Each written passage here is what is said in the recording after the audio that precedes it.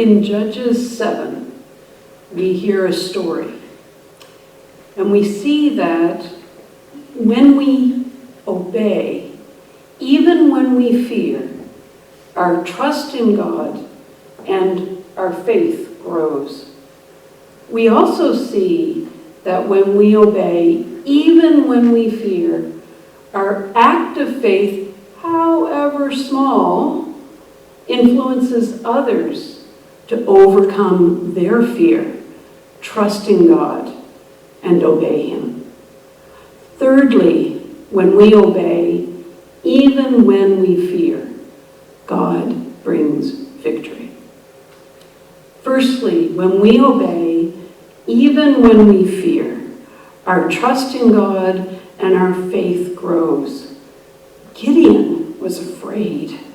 He found himself at the spring of Herod, meaning trembling, facing a huge army made up of all the ites, the Midianites, the Amalekites, and all the other eastern peoples.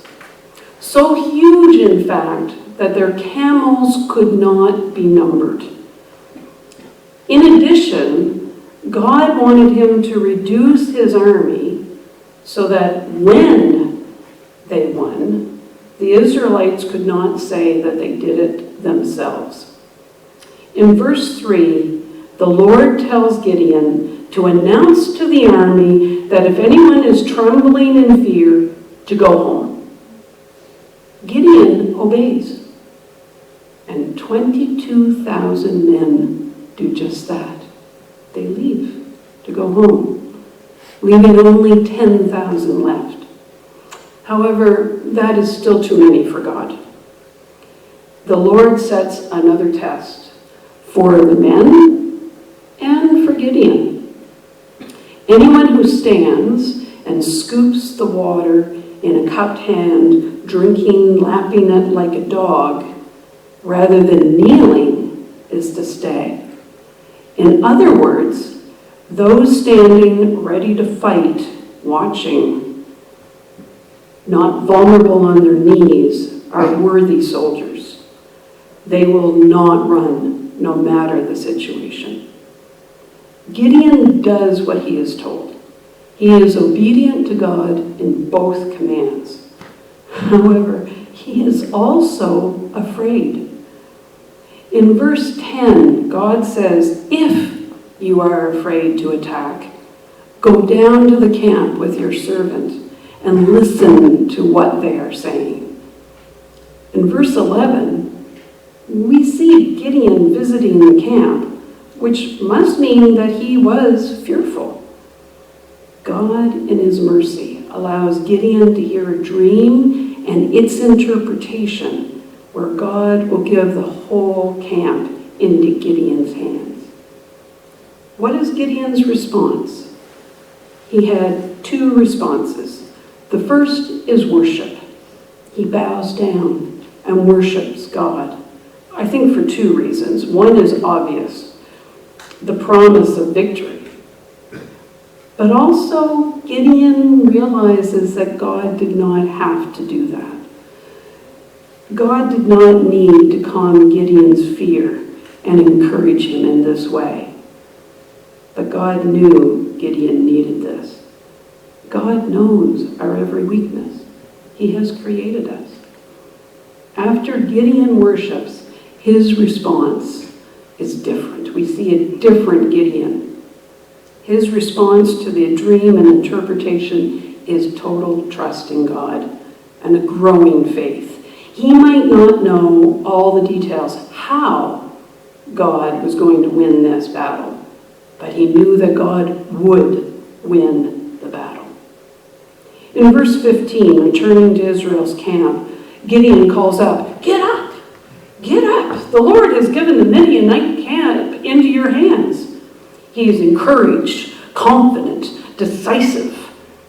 He can think clearly and devises a strategy to use the 300 remaining men to the best possible use.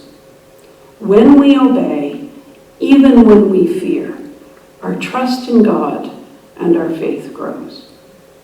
Secondly, when we obey, even when we fear, our act of faith, however small, influences others to overcome their fear, trust God, and obey Him.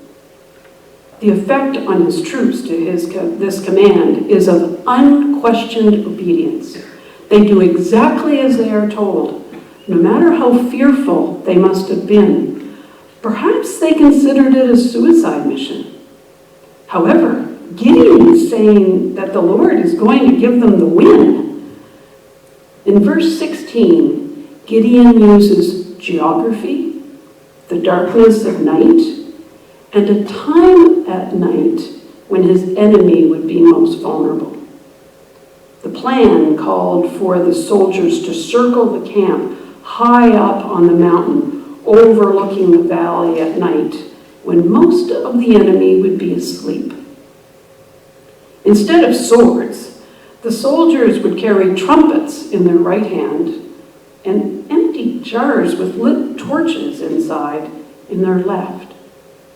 On Gideon's command, the soldiers would blow the trumpets and smash the jars, causing lots of noise, and with the added surprise of lights coming out of nowhere.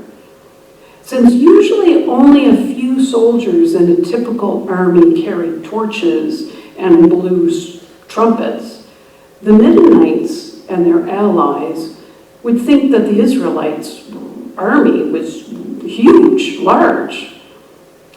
Then the soldiers were to shout for the Lord and for Gideon.